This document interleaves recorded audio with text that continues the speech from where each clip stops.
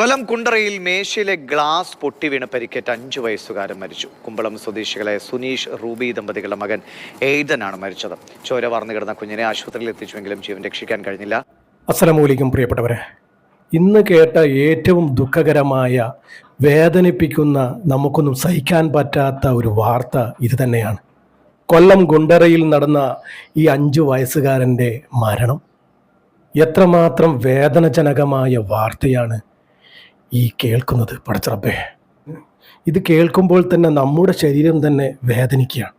എത്രമാത്രം വേദനപ്പെടുത്തുന്ന മരണമാണ് പടച്ചറബ്ബേ. നമ്മുടെ മക്കളെയൊക്കെ നീ കാക്കണേ റബ്ബേ. എല്ലാവരും ശ്രദ്ധിക്കണം. സുധീഷ് റൂബി ദമ്പതികളുടെ മകനാണ് അതിദാരുണമായി മരണപ്പെട്ട 5 വയസ്സുകാരനായ ഏഞ്ചൻ എന്ന ഈ പൊന്നുമോൻ. ഇത് എങ്ങനെയാണ് സംഭവിച്ചത്? ഇന്നലെയായിരുന്നു സംഭവം. അമ്മയും മകനും മാത്രമേ വീട്ടിലുണ്ടായിരുന്നുള്ളൂ. ഈ സമയം അമ്മ കുളിക്കാൻ വേണ്ടി പോയതാണത്രേ. ഈ മോന് പുറത്തൊന്നും പോകാതിരിക്കാൻ വാതിലിൻ്റെ കുറ്റിയിട്ടിട്ടുണ്ടായിരുന്നു.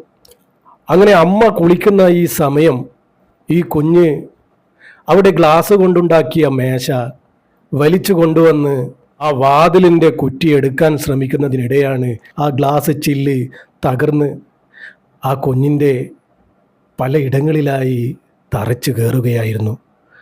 ആ കുഞ്ഞ് രക്തം വാർന്ന് മരണപ്പെടുകയായിരുന്നു ഉണ്ടായത്. ഇതൊക്കെ പോലീസുകാരുടെ അന്വേഷണത്തിലാണ് മനസ്സിലായത്.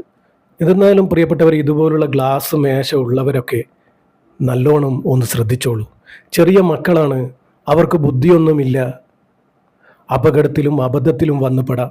ശ്രദ്ധിക്കേണ്ടത് നമ്മൾ തന്നെയാണ്. മക്കളുടെ മേൽ നമ്മുടെ 2 കണ്ണും ഉണ്ടായിരിക്കണം. എല്ലാവരും പടച്ചറബിനോട് മക്കൾക്ക് വേണ്ടി, ആഫിയത്തിന് വേണ്ടി ദുആ ചെയ്തോളൂ. പടച്ചറബിൻ്റെ ഒരു സംരക്ഷണ വലയം അവരിലുണ്ടാകും.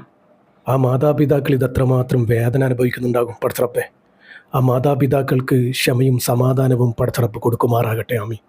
എല്ലാവരും ശ്രദ്ധിക്കുക. ഇൻഷാ അല്ലാഹ്. അസ്സലാമു അലൈക്കും വറഹ്മത്തുള്ളാഹി.